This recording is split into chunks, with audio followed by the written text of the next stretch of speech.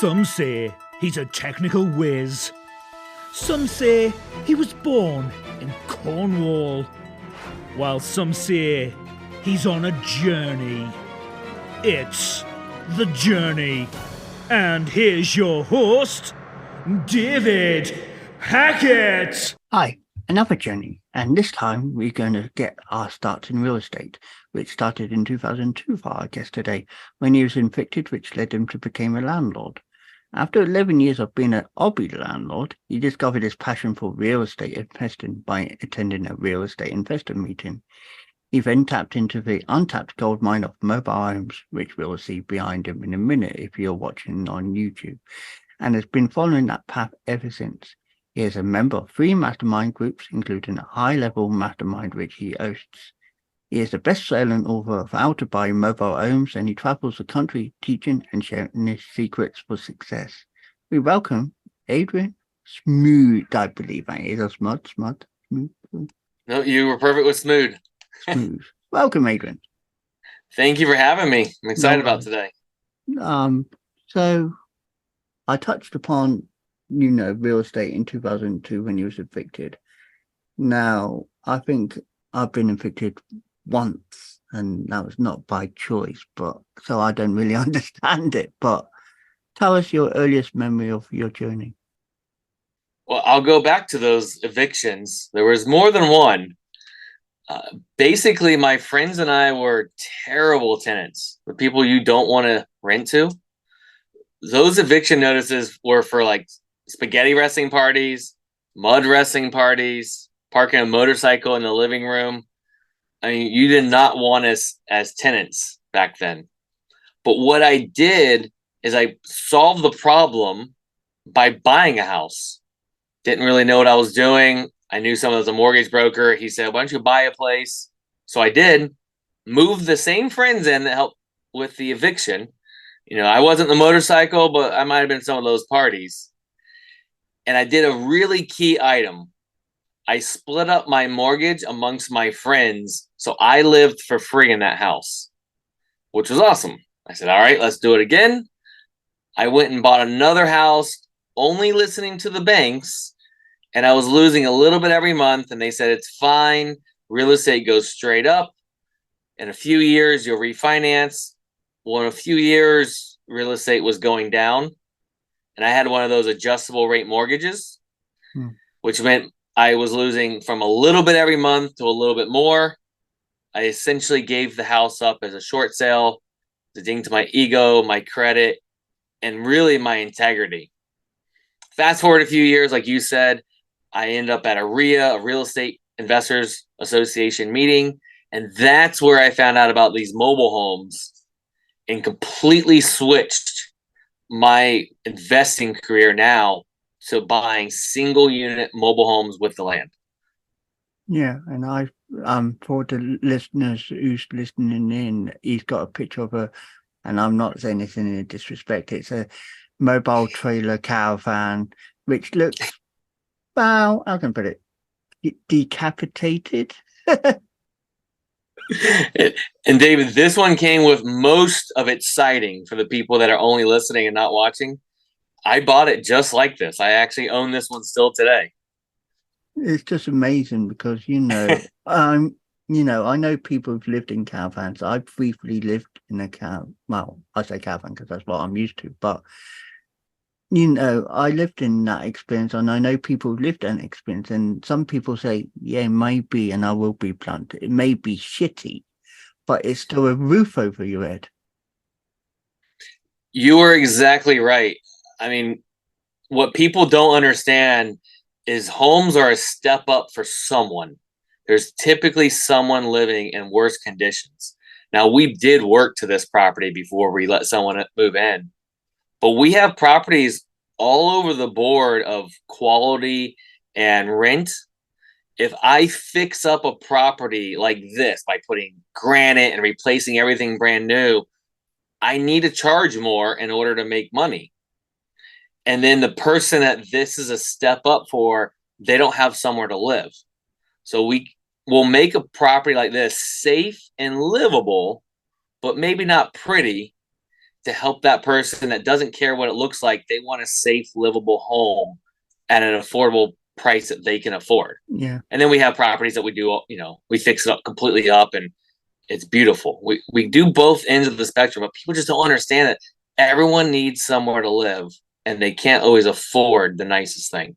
And the thing is, as a business owner, you've got to then think about breaking even, and then you've got to make that slight profit, which can be difficult because obviously this time of age, in England, the recession, there's problems with money, about not enough money coming in. So I can imagine it's that same situation wherever you go, like in America.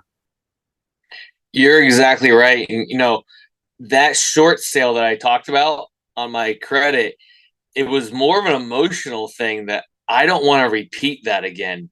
So right now, the environment you're talking about that we're in right now, I'm a little extra cautious. People usually laugh at me when I say I'm a really conservative investor when I own something like this, but it's because I'm conservative with the numbers. I don't want the chance to ever not be able to pay my bills. And I actually live off the earnings from my real estate. So I not only have to be able to pay my bills, I got to be able to eat. So when it comes to the numbers, I am very conservative because it's how I live, and it's how I have an amazing operations office manager.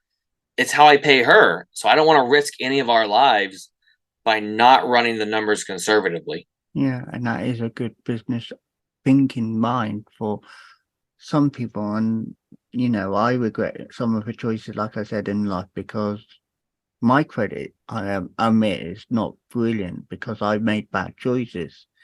But I'm getting out that. I'm seeking out for it. So I want to start looking forward to investing in the future. I'm 40 this year, and I'm thinking it's about time I start getting myself out of the red to go back into the black to make it green again.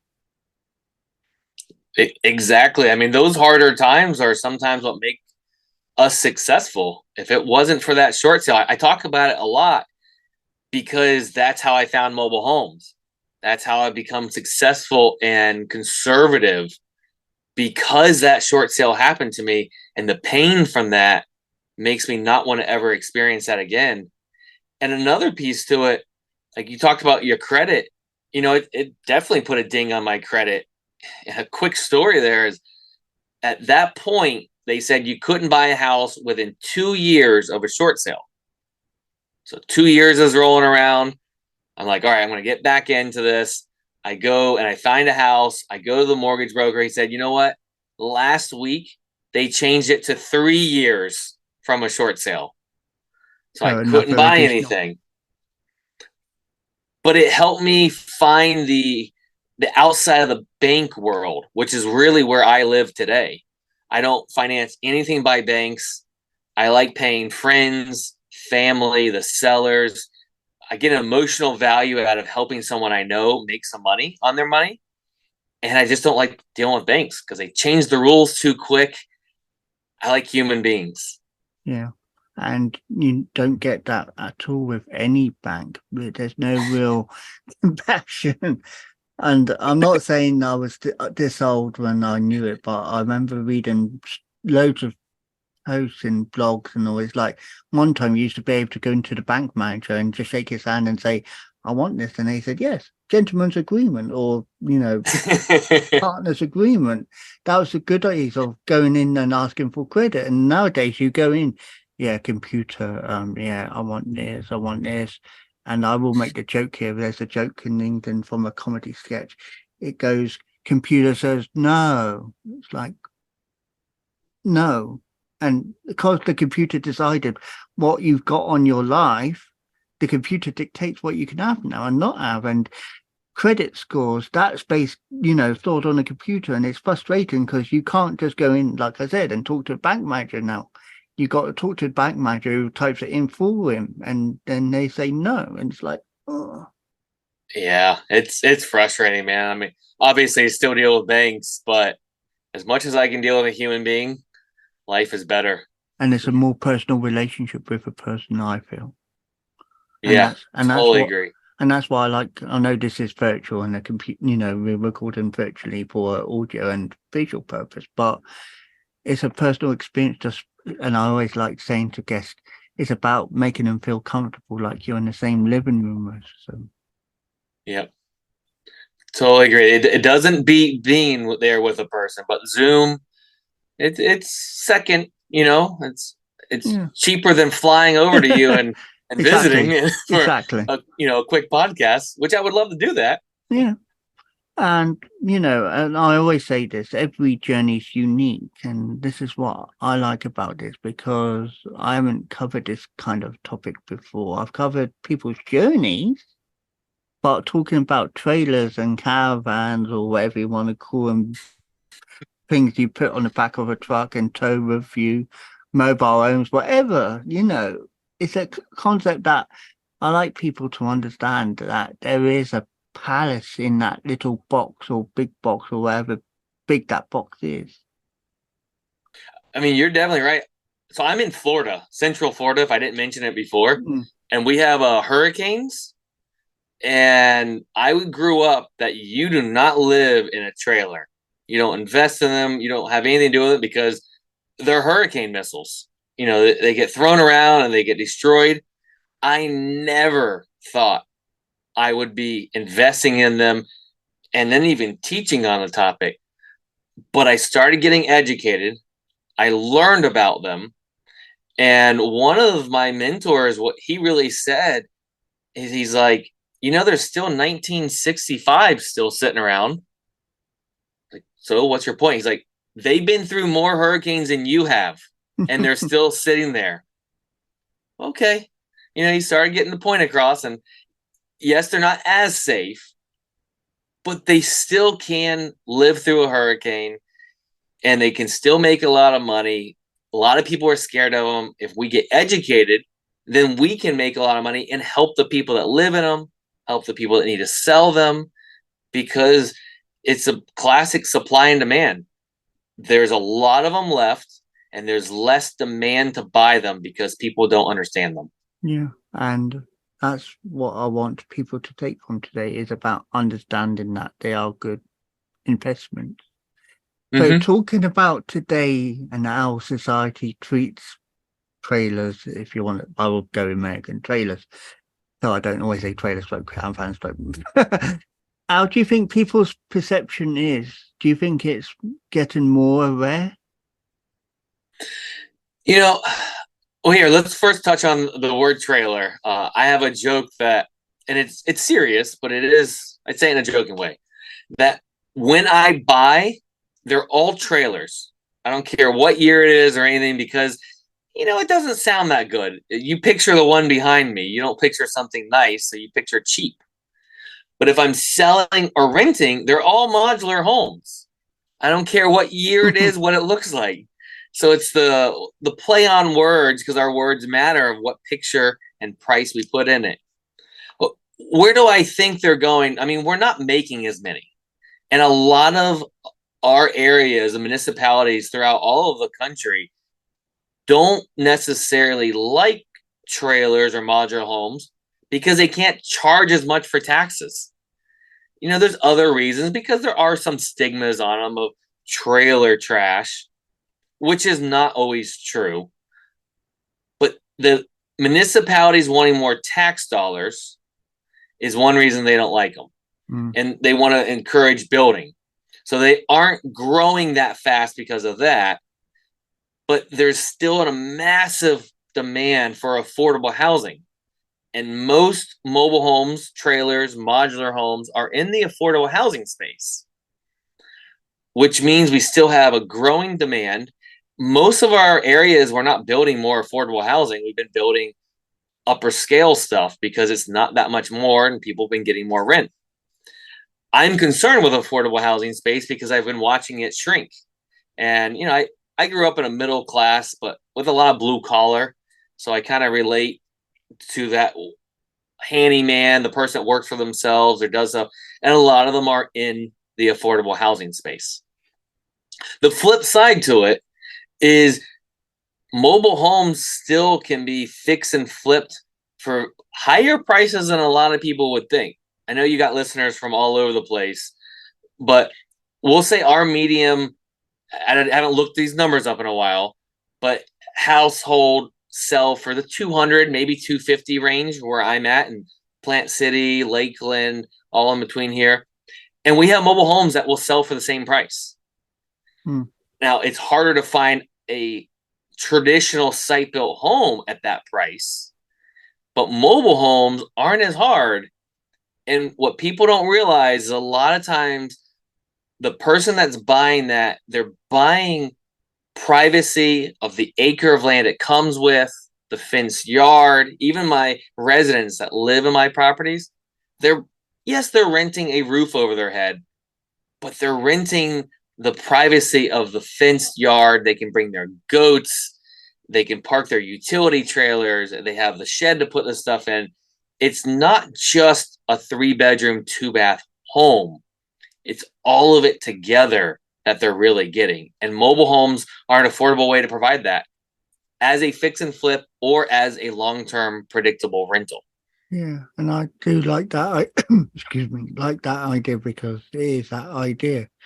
And the concept, excuse me, the concept is that it is defined as your own area now, and you do have not just the one square box, you've got the little bit with it. And I feel like that is because everyone dreams of having land, you know, it's your own land, your own little bubble, and I like that.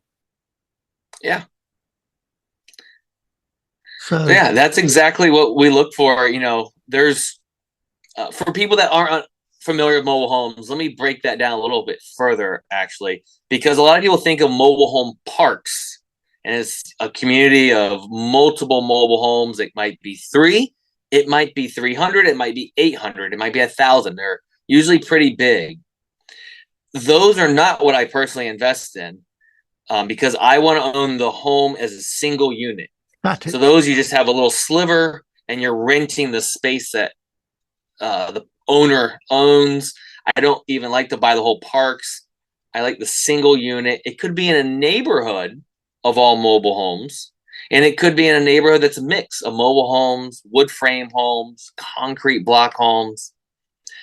But it's a privacy thing of the home and land, and someone gets that security of that is what I'm really after, because that's personally what I like myself. And I like the idea of static because that is staying in one place. And concept is static is better than being mobile. Yeah, they still call it mobile homes, but you're not really mobile because you're not moving when you're static. So you're exactly right. So that's my opinion, because I think, yeah, when I was living briefly in a caravan, well, I wasn't living there. I went there weekends because my mum had one briefly. It was a static caravan.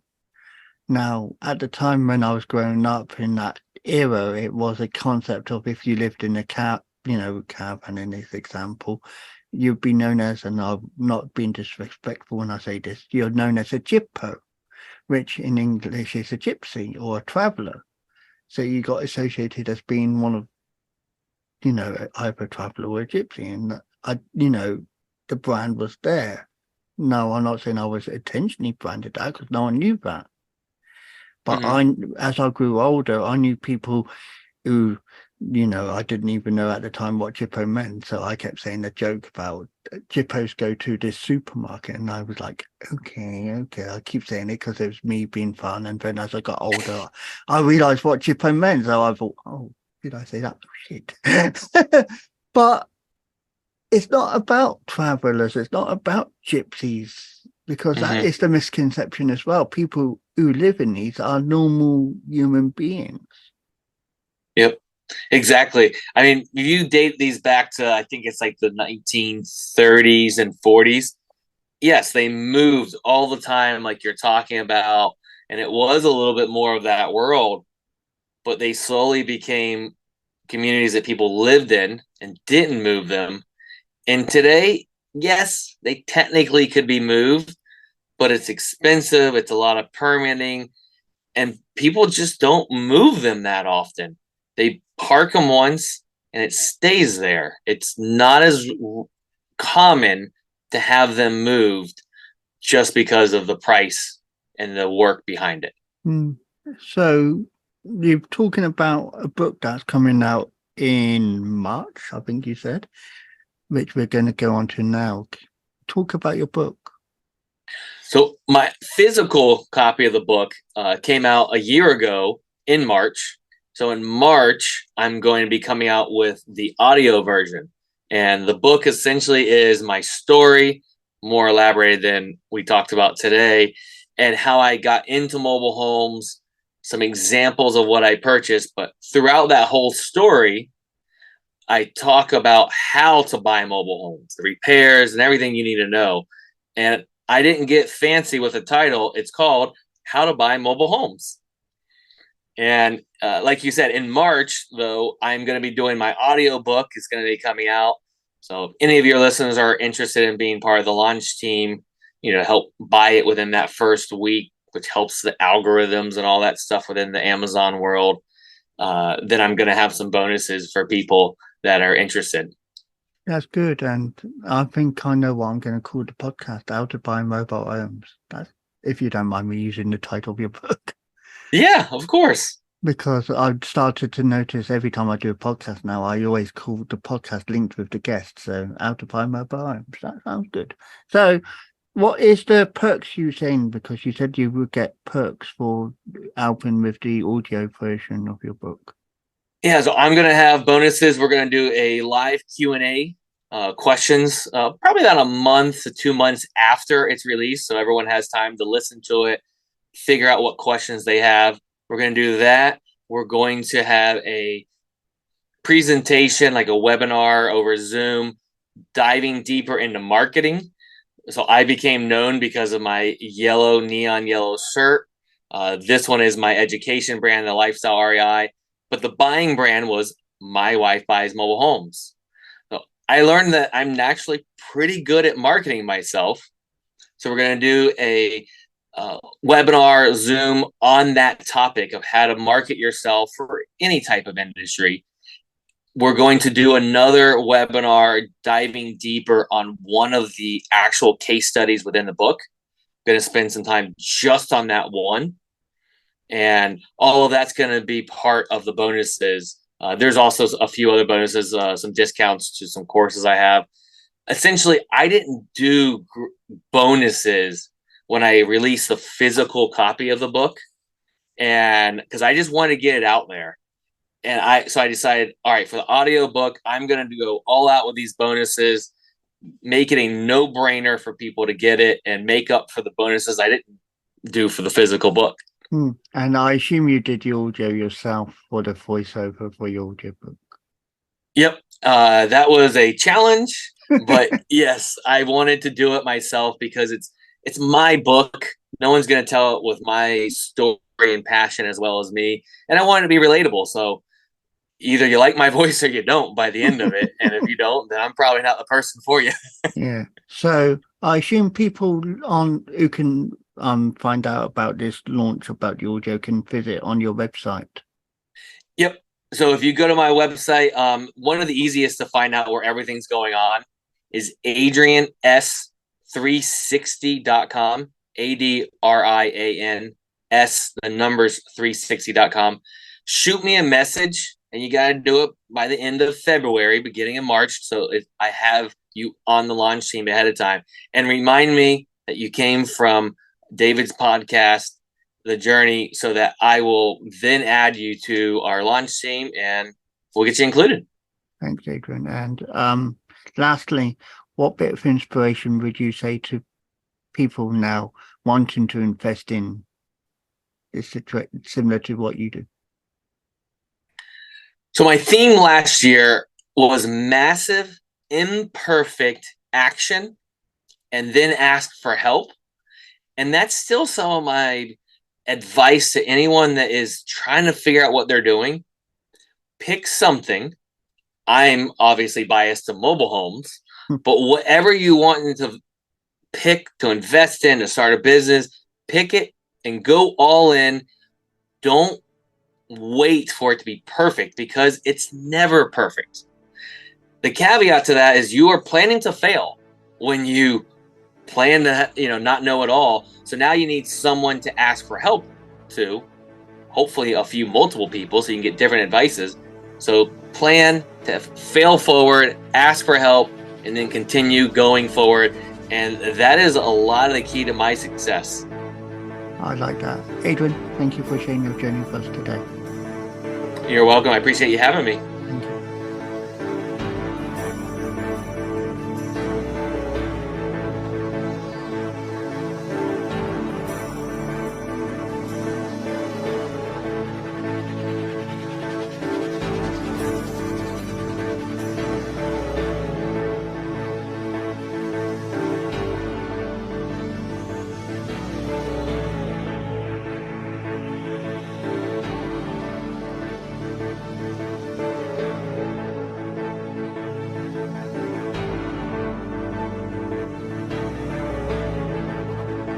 That was The Journey, hosted by Wise Words Imaging, hosted by David Hackett. Be sure to like, subscribe and listen to another journey coming soon.